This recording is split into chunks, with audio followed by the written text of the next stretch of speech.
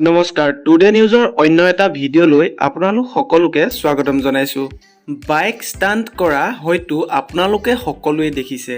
আপোনালোকক আজি দেখুৱাম এটা আচৰিত দৃশ্য, যিটো দৃশ্যত দেখিলে হয়তো আপোনাৰ চকুলো কপালত উঠিব। এগৰাকী মহিলাই মেখেলা চাদৰ পিন্ধি ৰাজপথত এখন স্কুটিৰ লগত যি ষ্টাণ্ট কৰিছিল, এই ভিডিঅ' এতিয়া সমগ্ৰ দেশতে ভাইৰেল হৈ পৰিছে আৰু এই বিষয়টো এতিয়া চৰ্চালৈ আহিছে।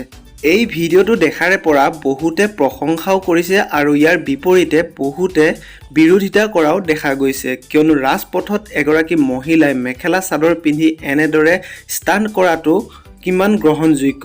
এই বিষয়ত আপোনালোকৰ মতামত কি তলৰ কমেণ্ট বক্সত জনাব বুলি আশা কৰিলোঁ।